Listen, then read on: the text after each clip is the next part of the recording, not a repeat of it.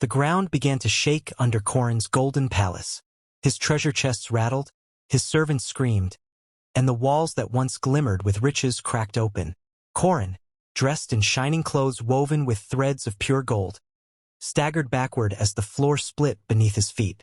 His eyes widened in disbelief. The earth roared like thunder, tearing apart his garden, his palace, and the land he thought he owned. In a single, terrifying moment, the ground opened its mouth and swallowed him whole. Qorun, his wealth, and his pride, all disappeared into the hungry earth. The people who once feared him stood frozen in shock. The dust rose, the shaking stopped, and silence filled the air. Qorun was gone.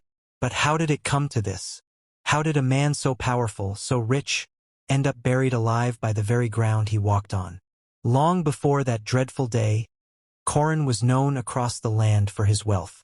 He was richer than anyone could imagine. His camels carried loads of gold and silver. His houses were filled with jewels, silk, and treasures from faraway lands. When Qorun walked through the market, people would stop and whisper, "That's Qorun, the richest man in all of Egypt." But Qorun was not born rich. He had once been a humble man from the tribe of Prophet Moses. In his early days he prayed, helped people, and lived a simple life. But when he discovered how to mix and sell precious metals, his life began to change.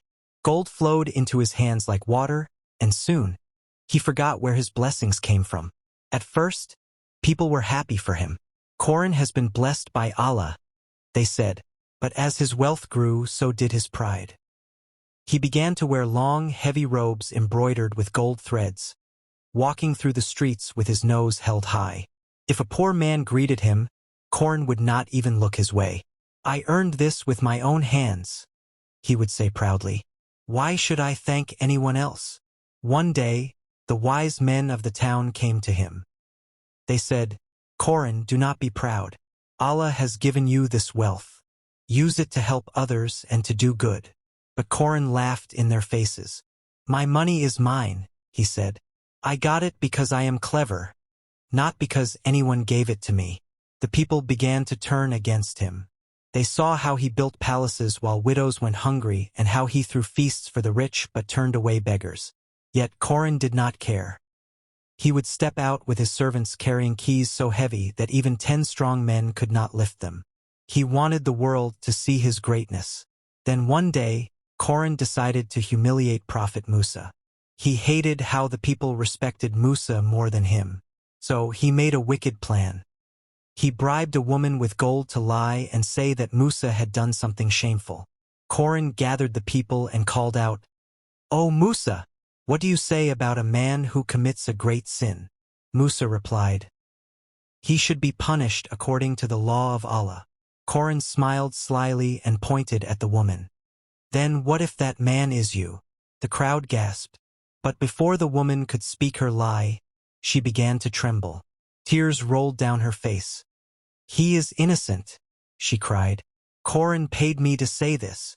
The people turned against Qorun in anger. Musa raised his hands and prayed, "O Allah, you know what this man has done. Show your power to the people." Then, something strange happened. The ground beneath Qorun's feet began to move. The earth groaned loudly, shaking the entire city. The people screamed and ran in every direction as Qorun's palace began to sink slowly into the earth. His treasures fell, his servants fled, and his cries grew louder. "Stop, please," he shouted. But the ground did not stop. It swallowed him deeper and deeper until his voice could no longer be heard. And as the dust settled, the people stood still, staring at the spot where Qorun once stood, now nothing but an empty patch of land. But this was only the beginning of what the people learned that day. The earth was still trembling when the people slowly gathered around the place where Qorun and his palace had disappeared. Dust filled the air. There was no gold, no marble, no sign of the man who had once called himself the richest in Egypt. Only a deep, silent hole where his pride had stood. Some of his servants had fainted. Others fell to their knees, crying and begging Allah for forgiveness. Everyone had seen it with their own eyes. Prophet Musa looked upon the scene with a heavy heart. He had not wanted Qorun to be destroyed. He only wanted him to turn back to the truth. But now it was too late. The punishment had come, swift and sure. The people whispered to one another in fear. Allah truly sees everything. He can take away in a moment what he has given for years. The next morning, the news spread across Egypt like wildfire. Travelers told the story in villages, markets, and temples. "Have you heard what happened to Qorun?" they said. "The earth swallowed him whole. He and all his wealth are gone forever." Some were terrified, some were amazed, and a few greedy ones secretly hoped they could find where the gold had sunk. A group of men went to the spot with shovels, hoping to dig out Qorun's treasure. They dug from sunrise till noon, but the more they dug, the deeper the earth seemed to sink. The ground was as if it had locked its mouth. No one could find a single coin.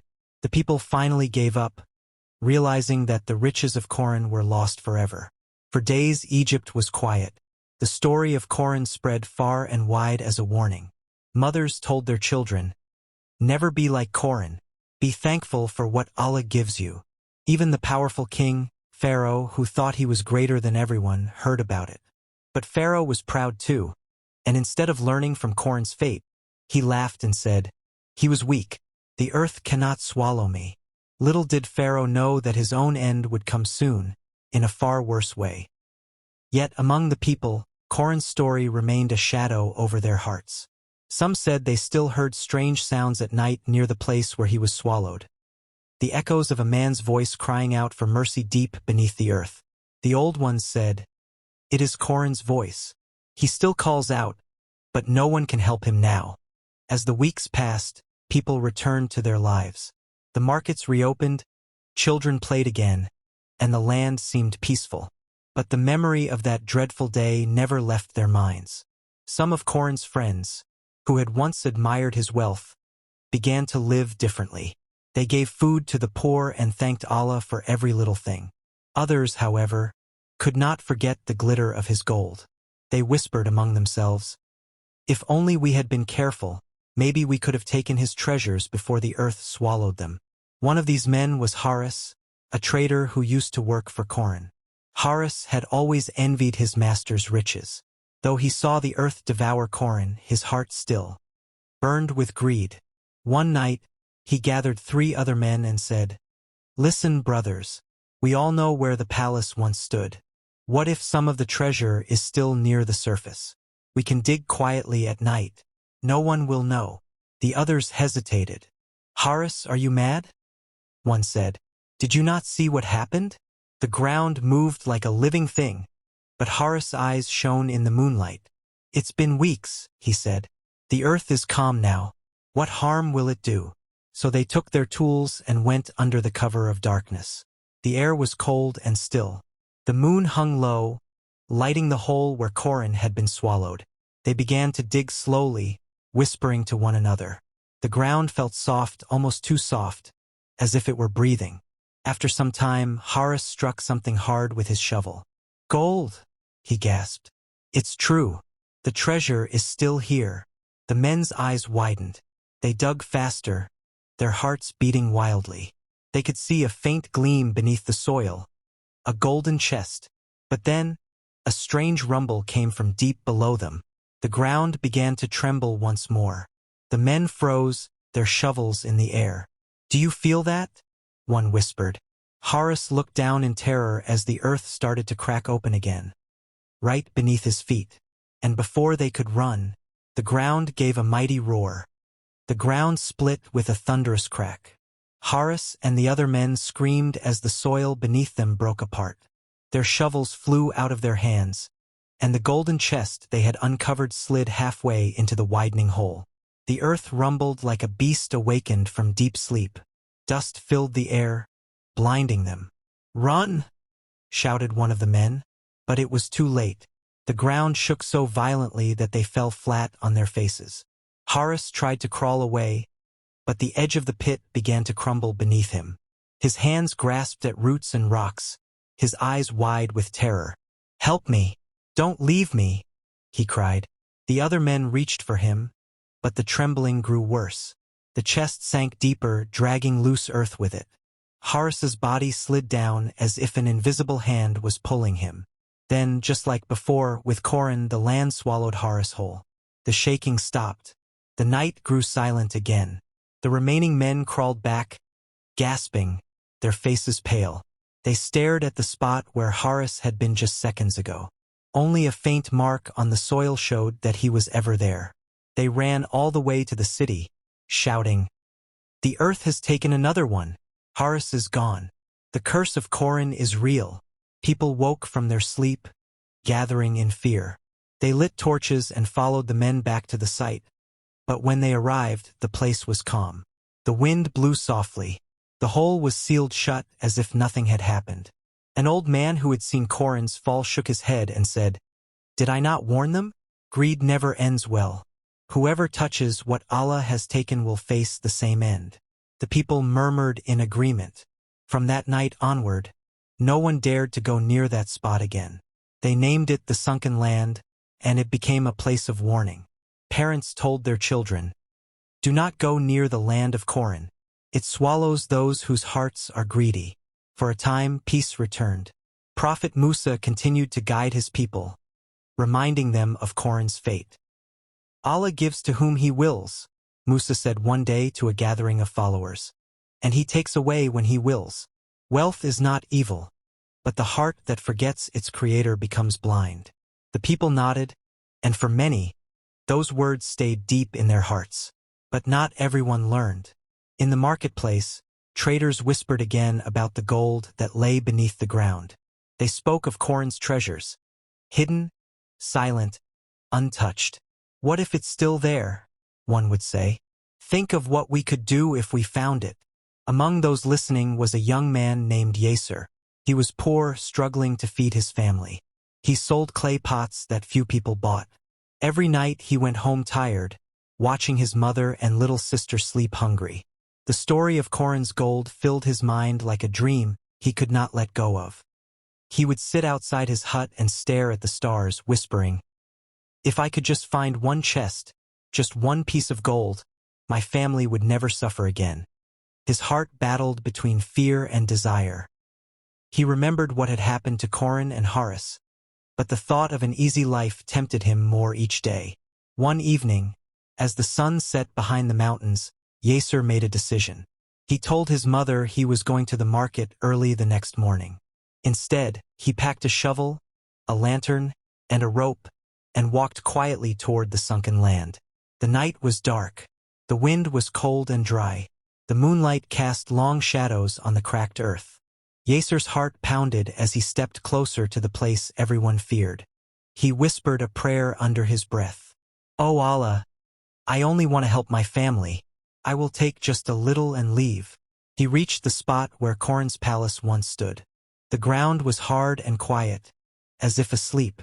For a moment, Yasser hesitated, but then he began to dig. The sound of metal hitting earth echoed through the silent night. He dug deeper and deeper, sweat dripping down his face. Hours passed, and suddenly, his shovel struck something solid. His eyes widened. He knelt down and brushed away the dirt. Beneath the soil lay a shining corner of gold. His heart raced. "It's real," he whispered. "The treasure is still here." He dug faster, his hands trembling, until a full golden chest appeared before him. He tried to lift it, but it was too heavy. He gripped the lid with both hands and pulled. With a loud creak, the chest opened, and what he saw inside made his breath stop. It wasn't just gold. It was something moving, something alive. From within the chest came a faint glow, and a deep, rumbling voice echoed out, "You dare disturb what Allah has buried?" Yasser stumbled backward, his lantern falling from his hand. The light flickered wildly as the ground beneath him began to tremble once again. The ground rumbled beneath Yasser's feet. The golden chest shook violently, glowing brighter with every second. Yasser stumbled back, his heart pounding. His breath came out in sharp gasps. The voice from the chest grew louder, deep, ancient, and terrifying. "Did you not learn from those before you?" it thundered. "Did you not see what became of Qorun and those who followed his greed?" Yasser dropped to his knees, trembling. I'm sorry, he cried. I didn't mean harm. I only wanted to feed my family. The wind howled across the sunken land, swirling dust around him. The voice boomed again, shaking the ground. You seek gold when you were given faith. You chase what destroys hearts. Did not the earth swallow those who forgot their Lord? Yeser covered his ears, but the voice echoed inside his mind. The ground cracked open before him, a deep, dark gap spreading across the soil. From within, Yeser could see flashes of light, like fire and gold twisted together. It looked like a world beneath the earth, glowing with treasures that burned instead of shining. And there, among the flames, he saw a figure, a man covered in gold that clung to his skin like chains. His face twisted in agony, his hands reaching upward. It was Qorun. Help me! Qorun's voice cried from below. Take my gold! Free me! Yeser shook his head in horror. No, no, I can't. But the voice tempted him again. You can be richer than kings. Take it. It's yours. The gold shimmered brighter, calling out to him like a song. His heart beat faster, and for a moment, just a moment, he thought about reaching for it. But then, he remembered what Prophet Musa had said. Wealth is not evil, but the heart that forgets its creator becomes blind. Yeser fell to the ground, tears streaming down his face. Oh Allah, forgive me. I was blind. I was foolish. The moment he said those words, the glow dimmed. The fire beneath the ground began to fade. The chest closed slowly on its own, the voice of Qorun fading with it. The trembling stopped. Silence returned to the night. Yeser lay there for a long time, shaking, his clothes covered in dust. When the dawn came, he rose weakly and walked back to the city. He had no gold, no treasure, but his heart felt lighter than it ever had before. When he reached home, his mother met him at the door. She looked at his face, pale, frightened, but calm, and asked, My son, where have you been? Yeser hugged her tightly. Mother, he whispered, I almost lost everything for the sake of greed, but Allah has given me something better, peace. From that day, Yeser changed. He worked harder, helped others, and trusted Allah to provide. And something strange happened. People began to notice his kindness. They supported his little business, and soon he had enough to care for his mother and sister. Years passed, and the story of the sunken land remained a warning for everyone. Travelers would point to the place from afar and say, That is where Qorun was swallowed, where greed was buried. None dared go near it again. The earth there stayed quiet, but people said that sometimes on stormy nights, you could still hear a faint echo from deep underground. A man's voice crying out, My wealth! My wealth!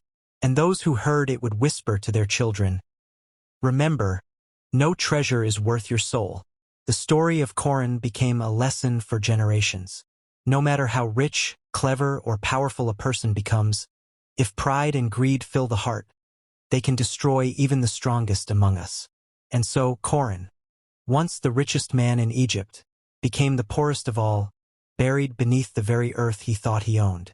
The story of Qorun who was swallowed by the land reminds us that everything we have comes from Allah, and that true wealth is not in gold, but in gratitude, kindness, and faith.